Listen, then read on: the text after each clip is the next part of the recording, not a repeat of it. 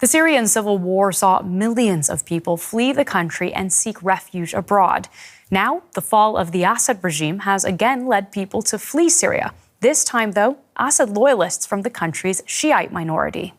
Thousands have been crossing the border into neighboring Lebanon, fearing persecution by Syria's new leaders.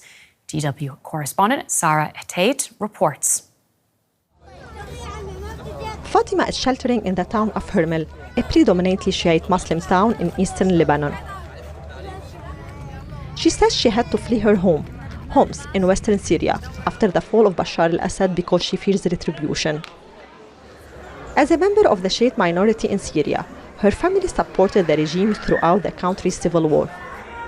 Some fought against the armed rebel groups who are now in charge. Throughout the civil war, many of our young people were killed, but we would always thank God, saying they had died as martyrs and that would protect and keep us on our land. But we gained nothing. Our young people are gone and we have been displaced from our homes. We have nothing left. This is Fatima's second week in the shelter. She and 12 family members had little time to escape. We are poor. How will we survive? How long will we stay here? I have 4 daughters, 2 kids and young men. What will we do here to live? Fatima is one of some 40,000 Syrian Shiites who fled to Hermel, an area controlled by Hezbollah. Many of these men fled Syria in their military uniforms. As Assad loyalists, they fought alongside its ally Hezbollah throughout the civil war. Hezbollah members and local have turned mosques into shelters for their fellow Shiites. But many are struggling to cope. In just 4 days here, I've spent 4 million Syrian lira. I'm hungry. Back in Syria, that would have lasted me 2 months. Everyone here is now a refugee. Women feel humiliated. Why? Simply because we worked with Hezbollah. 11 years ago, fierce battles broke out in Syria just across the Lebanese border. On the one side, Hezbollah and the Syrian army. On the other, the armed rebel group, Jabhat al-Nusra, which later evolved into the now victorious HTS. Today, all the official crossings between the two border areas are closed, but many unofficial ones remain. Muhammad, a Hermel resident, inspects his land near these crossings.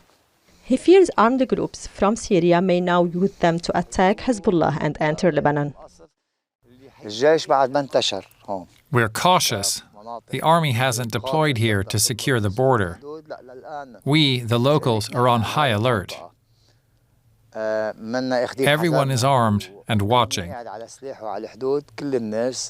Personally, I am against war.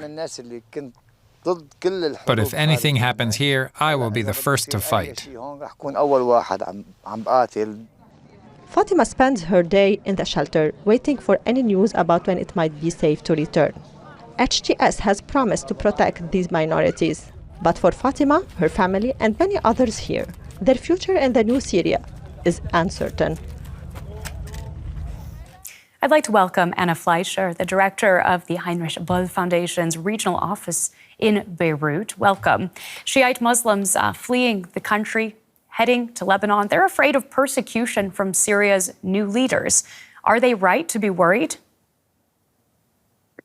I think it is important to make a distinction here. Your report clearly mentioned that these are people who had fighters of their families fighting with the factions that supported Bashar al-Assad. So it is not merely a question of religious minorities. Here we are talking about parties to this very long war that we have witnessed in over a decade that had gripped Syria. So it is important, I think, here to differentiate between the military and the fighting aspects from the protection of minorities.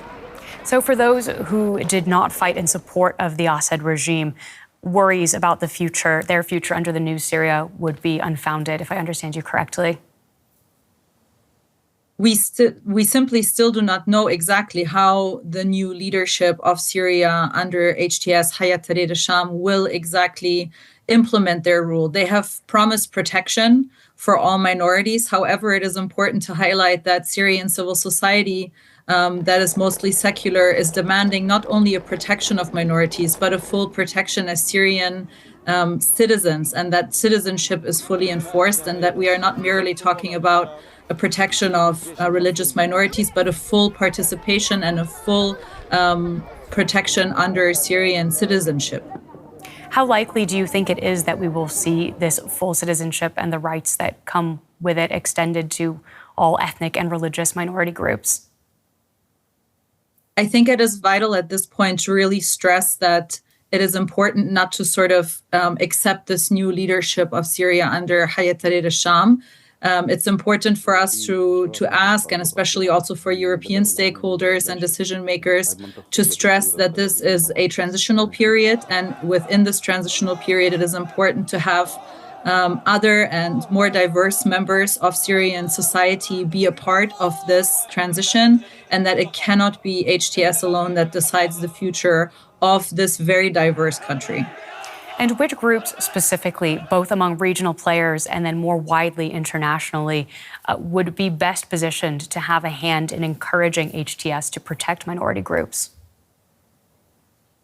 I think it is vital at this point to understand and examine very closely of how this new transitional period is unfolding. Until now, we are seeing a lot of appointments from the ranks of HTS, military, mostly commanders that are taking up positions in this transitional cabinet, if you will. However, I think it is important, especially for European stakeholders, to stress that for a new Syria, a diverse Syria, it is important to, for example, have these discussions about how to reconstruct the country, because HTS will not be able to reconstruct the country. They simply do not have the funds. So it is important for us to have candid and clear conversations about what needs to happen. For example, women at the table, minorities at the table when we negotiate the future of Syria.